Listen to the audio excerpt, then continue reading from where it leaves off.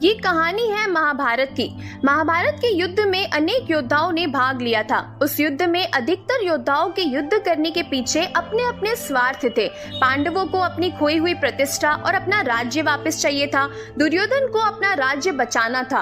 भीष्म पितामह को अपने राज्य को एक उचित उत्तराधिकारी प्रदान करना था। द्रोणाचार्य को दुर्योधन के प्रति अपनी निष्ठा और ईमानदारी का प्रमाण देना था। परंतु उस युद्ध में एक योद्धा ऐसा भी मौजूद था, बल्कि मौजूद ही नहीं, एक अहम किरदार में मौजूद था, जिसका इस युद्ध में कोई लाभ नहीं था सिवाय नुकसान के। और वो योद्धा था सूर्यपुत्र कर्ण। हालांकि कर्ण दुर्योधन का परम मित्र था, परंतु दुर्योधन का कर्ण की मित्रता में भी स्वार्थ था। लेकिन कर्ण का दुर्योधन की मित्रता में कोई स्वार्थ नहीं था, जिसका प्रमाण कर्ण ने अपनी मौत को गले लगाकर दिया। अर्जुन के हाथों बाण लगने से कर्ण जब मौत के निकट था, तब वो बेहद पीड़ा से गुजर रहा था। उसके मन में ढेरों सवाल थे जिसका वो जवाब चाहता था, और अपने प्रश्नों का उत्तर पाने के लिए कर्ण ने कृष्ण को याद किया और कृष्ण को अपने पास आने के लिए निवेदन किया। भगवान श्री कृष्ण कर्ण के निवेदन पर उसके पास गए। कृष्ण के समीप आते ही कर्ण ने प्रश्न किया, हे वासुदेव, मेरे मन में कुछ प्रश्न हैं जिनका उत्तर मैं आपसे चाहता हूँ। कृष्ण ने कहा, पूछो राधे, तुम्हारे क्या प्रश्न हैं? कर्ण ने कहा, हे माधव, जन्म देते ही मुझे मेरी माँ ने त्याग दिया, क्योंकि मैं माता के विवाह के पूर्व जन्मा था। परंतु एक अवैध पुत्र के रूप में जन्म लेने में मेरा क्या अपराध था? उसके बाद गुरु द्रोणाचार्य ने मुझे शिक्षा देने से मना कर दिया, क्योंकि मैं राधे पुत्र अर्थात सूत पुत्र था। क्षत्रिय होते हुए भी मैं क्षत्रिय ना था। जीवन भर में इस बोझ को ढोता रहा, परंतु इसमें मेरा क्या अपराध था? भगवान परशुराम ने मुझे उपहार स्वरूप शिक्षा तो दी, परंतु अभिशाप स्वरूप श्राप भी दे दिया कि जिस वक्त मुझे इस विद्या की सबसे अधिक आवश्यकता होगी, उस वक्त मैं वो विद्या ही भूल जाऊंगा, क्योंकि मैं उनके अनुसार क्षत्रिय था। जबकि मैंने परशुराम की नींद खराब ना हो, उसके लिए एक असहनीय घाव की पीड़ा को सहा था, जिसके उपहार स्वरूप में उन्होंने मुझे श्राप दे दिया। क्या असहनीय पीड़ा को सहना मेरा अपराध था? एक बार जब मैं अपने शब्द भेदी बाण की विद्या का अभ्यास कर रहा था, तब मेरा एक तीर गलती से एक बछड़े को लग गया और बछड़े की मृत्यु हो गई, जो बस एक दुर्घटना मात्र थी। मेरे बार बार माफी मांगने के बावजूद बछड़े के स्वामी ने मुझे श्राप दे दिया कि असहाय अवस्था में मेरी भी मृत्यु होगी, जबकि उस घटना में भी मेरा कोई दोष नहीं था। परंतु फिर भी मुझे उसके श्राप का कष्ट भोगना पड़ा। दुर्घटना तो किसी से भी हो सकती है कृष्ण, इसमें मेरा क्या अपराध था? इतना ही नहीं, द्रौपदी के स्वयंवर में भी मेरा अपमान किया गया। क्यों? क्योंकि मैं एक सूत पुत्र था, क्षत्रिय नहीं। क्या सूत पुत्र होना मेरा स्वयं का चुनाव था? परिस्थिति ने मुझे सूत पुत्र बनाया था, इसमें मेरा क्या अपराध था? माता कुंती ने मुझे आखिर में मेरे जन्म का रहस्य बताया, किंतु अपने अन्य बेटों को बचाने के लिए जो भी मुझे प्राप्त हुआ है वो दुर्योधन से प्राप्त हुआ है। तो अगर मैं उसकी तरफ से लड़ा तो मैं गलत कैसे हुआ कृष्ण? कर्ण के प्रश्नों को सुनने के बाद कृष्ण ने गंभीर स्वर में उत्तर देते हुए कहा, कर्ण, मेरा जन्म कारागार में हुआ। जन्म से पहले से ही कंस के रूप में मृत्यु मेरी प्रतीक्षा कर रही थी। जिस रात मेरा जन्म हुआ, उसी रात मुझे मेरे माता पिता से अलग कर दिया गया। कर्ण, तुम्हारा बचपन खड्ग, रथ, घोड़े, धनुष और बाण के बीच उनकी ध्वनि सुनते हुए बीता, परंतु मुझे ग्वाले की गौशाला मिली, गोबर मिला और खड़ा होकर चल भी नहीं पाया। उसके पहले ही प्राण घातक हमले झेलने पड़े। कोई सेना नहीं, कोई शिक्षा नहीं, कोई गुरु नहीं, लोगों से सिर्फ ताने ही मिले कि मथुरा में प्राण घातक हमलों का मूल कारण मैं ही हूँ। तुम्हारे गुरु परशुराम जब तुम्हारे शौर्य की तारीफ करते हुए कह रहे थे कि भगवान शंकर को छोड़कर तुम्हें और कोई पराजित ही नहीं कर सकता, मुझे उस उम्र तक कोई भी शिक्षा नहीं मिली थी। तुमने अपनी पसंद की कन्या से विवाह किया, परंतु मैंने जिस कन्या से प्रेम किया वो मुझे नहीं मिली, बल्कि मुझे उस कन्या से विवाह करना पड़ा जो मुझसे प्रेम करती थी, जो मुझे चाहती थी।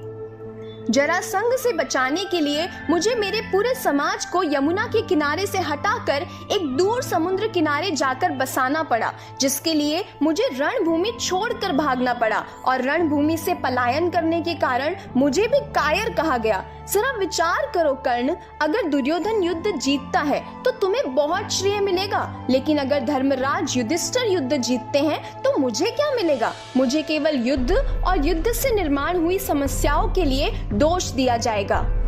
कर्ण, जीवन हर किसी को चुनौतियां देता है। जीवन किसी के साथ न्याय नहीं करता। अगर दुर्योधन ने अन्याय का सामना किया है तो युधिष्ठिर ने भी अन्याय को भुगता है, परंतु कर्ण, सत्य धर्म क्या है ये तुम भली भांति जानते हो। कोई बात नहीं अगर हमारे साथ कितना भी अपमान हुआ हो और जो हमारा अधिकार है वो हमें ना मिल पाए, तो महत्व इस बात का है कि तुम उस संकट की घड़ी में भी उस संकट का सामना कैसे करते हो। कर्ण, इस पृथ्वी पर कोई ऐसा व्यक्ति नहीं है जिसे ऐसा ना लगता हो कि उसकी समस्या सामने वाले से बड़ी नहीं है। हर किसी को ऐसा लगता है कि उसकी समस्या की पोटली सामने वाले की पोटली से बड़ी ही है, परंतु ये सत्य नहीं होता कर्ण, क्योंकि हर किसी की समस्या अपने स्थान पर बड़ी ही होती है। लेकिन इसका मतलब ये भी नहीं है कि तुम गलत मार्ग पर चलकर अपनी समस्याओं का समाधान ढूंढने लगो, क्योंकि हमारी प्रकृति किसी को भी अधर्म के मार्ग पर चलने की अनुमति नहीं देती। और अगर कोई अपनी समस्याओं का समाधान पाने के लिए अधर्म के मार्ग पर चलेगा तो उसका हर्ष तुम्हारे जैसा ही होगा कर्ण। कर्ण अपने जीवन में बहुत दुखी था। उसे लगता था कि उसका जीवन बेहद अधिक कष्टों में बीता, परंतु जब भगवान श्री कृष्ण ने अपने जीवन की तुलना कर्ण के जीवन से की तो कर्ण समझ गया कि कृष्ण के जीवन के सामने तो मेरी समस्याएं कुछ भी नहीं है। अंत समय में कर्ण कृष्ण का यह ज्ञान सुनकर बेहद तृप्त महसूस कर रहा था और बेहद शांत मन से कर्ण ने अपने शरीर का त्याग किया। कर्ण और भगवान श्री कृष्ण के इस अंतिम संवाद से हम जो सीख सकते हैं वो ये है कि हर इंसान यही सोचता है कि उसकी परेशानी सबसे बड़ी है, वो बहुत सी परेशानियों से जूझ रहा है, उसकी ही किस्मत खराब है। लेकिन अगर हम दूसरों की समस्याओं को देखें, उन्हें ध्यान से सुने, तो हमें हमारी समस्या बहुत छोटी लगने लगेगी और हम खुद को भाग्यशाली समझने लगेंगे। हम अक्सर छोटी छोटी समस्याओं को लेकर अपने जीवन और अपनी किस्मत को कोसते रहते हैं, जिनमें से ज्यादातर समस्याएं तो ऐसी होती है जिन्हें हम थोड़ी सी मेहनत करके, थोड़ा सा दिमाग लगाकर समाप्त भी कर सकते हैं, लेकिन हम उनके लिए भी हमेशा शिकायत करते रहते हैं। अगर किसी इंसान का वजन ज्यादा है तो ये उसके लिए समस्या है, अगर किसी इंसान का वजन कम है तो ये भी उसके लिए एक समस्या है, अगर कोई बेरोजगार है तो दुखी है, अगर किसी के पास नौकरी है तो वो अपनी नौकरी पर मिलने वाले काम से दुखी है। और ऐसा सिर्फ इसलिए है क्योंकि जो हमारे पास है हम उसे स्वीकारते नहीं हैं, हम उसे नकारात्मक दृष्टि से देखते हैं और उसमें कमी निकालते रहते हैं और दुखी होते रहते हैं। इस दुनिया में ऐसा कोई इंसान नहीं है जिसके जीवन में समस्याएं नहीं है, और ऐसा कोई भी दिन नहीं आने वाला कि जिस दिन हमारे जीवन से सारी समस्याएं, सारी कमियां समाप्त हो जाएगी। ये हमारी आखिरी सांस तक हमारे साथ रहने वाली है। इसीलिए अपनी समस्याओं को नकारात्मक दृष्टि से नहीं बल्कि सकारात्मक दृष्टि से देखें और उनका सामना करें। और समस्याओं का सामना करने का पहला नियम है कि हम इन्हें दिल से स्वीकार करें और फिर इनके समाधान के लिए उचित कदम उठाएं, क्योंकि समस्याओं से बचने का एकमात्र और एकमात्र एक ही तरीका है कि उनका समाधान कर दो।